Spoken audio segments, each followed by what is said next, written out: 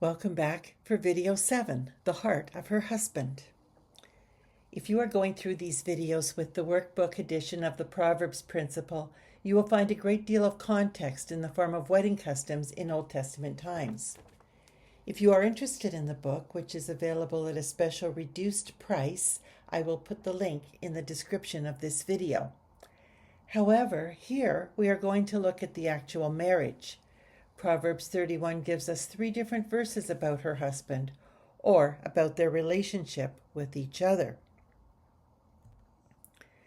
The heart of her husband safely trusts her. He will have no lack of gain. She does him good and not evil all the days of her life.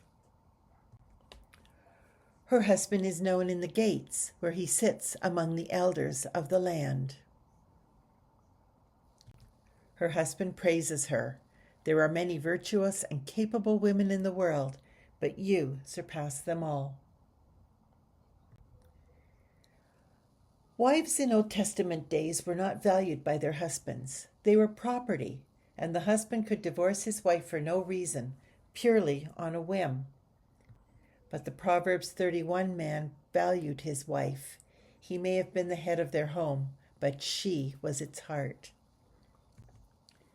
It goes without saying that this man had to deserve the woman he was married to.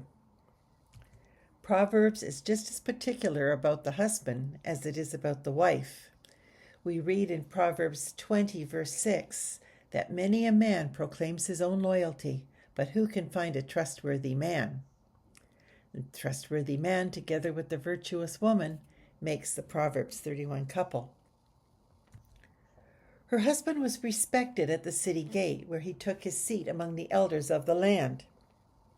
He was well known, esteemed, and honored. In Old Testament times, every city had its own ruling body of elders. They acted as judges, they heard pleas for asylum, and they conducted inquests. The city gates were centers of government and commerce, so the word gate has become a symbol for power and authority. The Proverbs 31 husband appreciated his wife. He praised her both publicly and privately. This reminds us a little of Ruth and Boaz. He didn't assume that she knew how he felt. He told her. He was speaking to her and not about her when he said, "You surpass them all." As a result, she was secure in her husband's love and trust.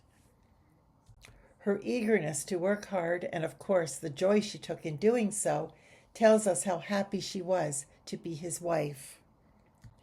We know that without this security, she would not have been able to smile at the future.